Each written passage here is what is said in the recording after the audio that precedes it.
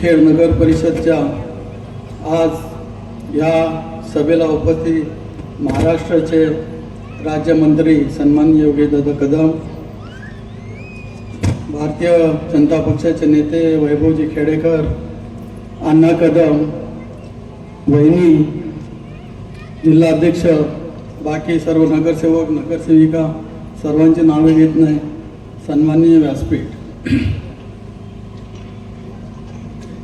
बरेच दिवसापासून प्रचार चालू आहे आणि मला वाटतं आज शेवटचा दिवस आहे.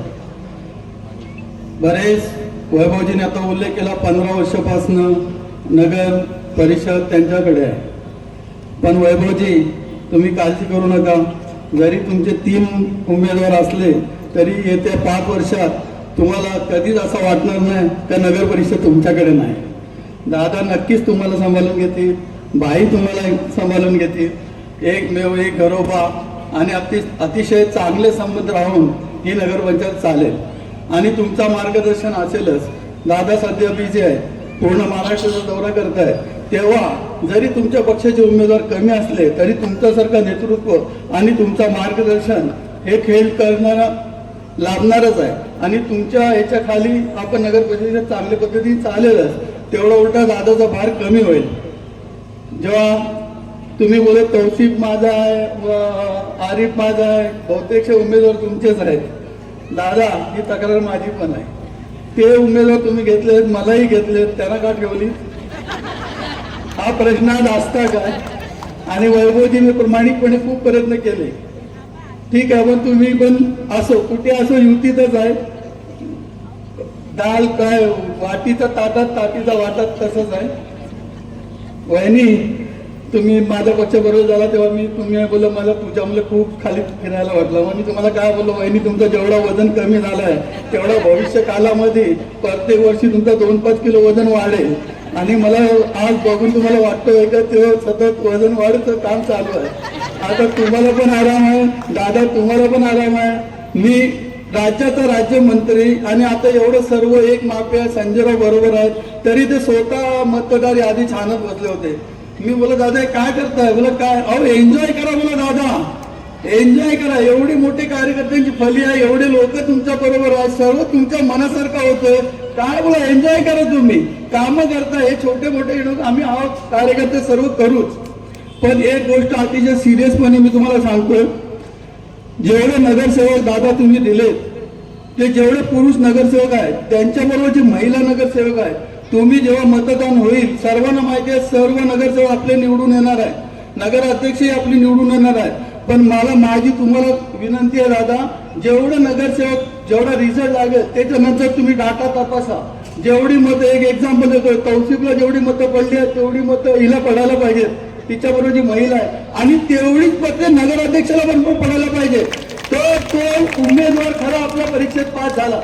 मला उमेदवारी दिली, मला भरपूर मतं पडली, मी निवडून आलो, माझ्या बाजूला आहे, माझ्या बरोबर आहे, त्याला मतं कमी, नगराध्यक्षाला मतं कमी, तो उमेदवार म्हणजे आपण जो सिलेक्ट केलेला उमेदवार आपल्या परीक्षेत तो नापास उमेदवार.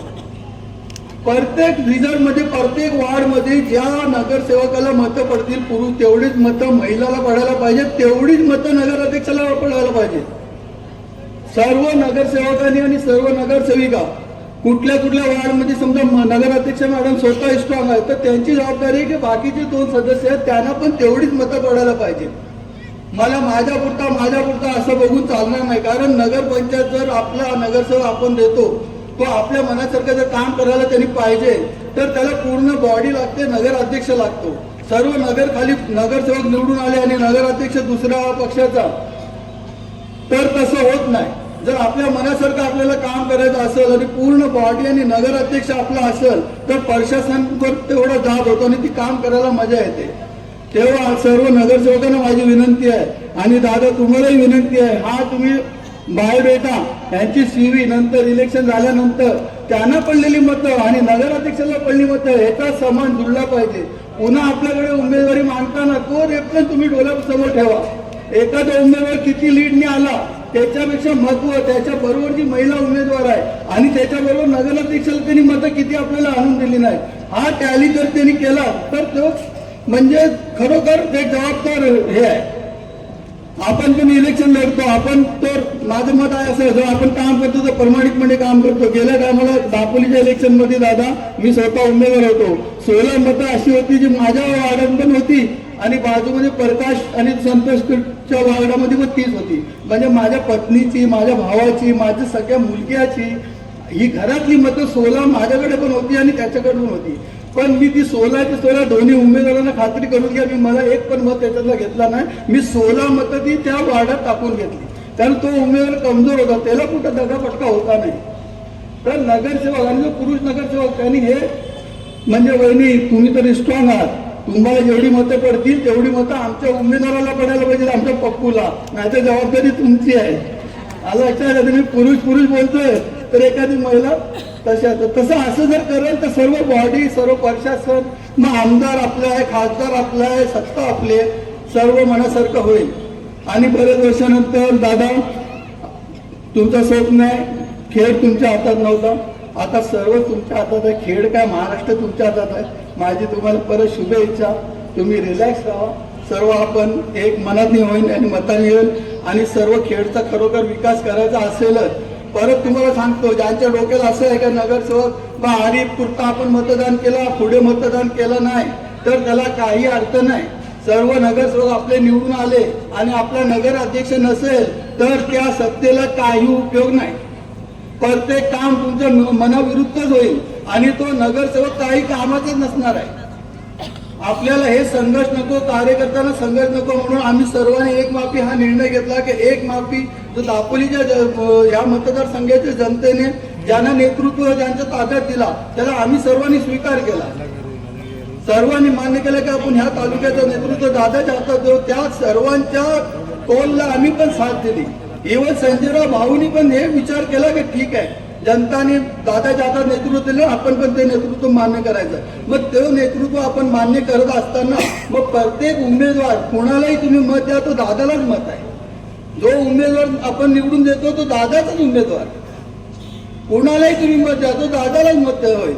आणि त्याच्यानंतर मग एखाद्या पर्वामध्ये क्रॉस वोटिंग झाली, तो लक्षात जेव्हा नेत्याच्या येतो, समजा माझ्या याच्यामध्ये मी माझ्या पुरतं मतं घेतलं आणि नगर अध्यक्षाला मत दिलं नाही, तो माझ्या नेत्याच्या लक्षात येणारच काय मी इकडे गडबड केली आहे. मग परत जो आपली छाती किंवा आपली मान तेवढी आपण घेऊन जाऊ शकत नाही. तेव्हा माझी सर्व उमेदवारांना विनंती आहे, ह्या गोष्टीची तुम्ही काळजी घ्या. जेवढी मतं आपल्याला पडतील तेवढी मतं आपल्या जोडीदाराला आणि तेवढीच मतं नगर अध्यक्षालाच पडायला पाहिजे. तर असं जर झालं तर सर्व कुठं मला वाटत नाही अडचण आहे. आपण सर्व दादांना ऐकायचं आहे. मी इकडे बोललो तेवढा शक्य होता तेवढा ठीक आहे. तरी मग उद्याच्या निवडणुकीने सर्वांनी आपल्या आपल्या उमेदवाराला भरघोस मतदान करावं. कुठलाही जात पात कुठल्या समाजाचा उमेदवार न बघता विकासाला आणि दादाला मतदान करा आणि जी दादाची ताकद आहे त्याला आणखीन वाढवा आणि जास्त जास्त निधी दादा आणू शकतील. जेवढे नगरसेवक दादाकडे असेल तेवढे दादाचे हात पटकत होतील. तेवढीच विनंती आपल्या सर्वांना करतो आणि इथंच थांबतो. जय हिंद, जय महाराष्ट्र.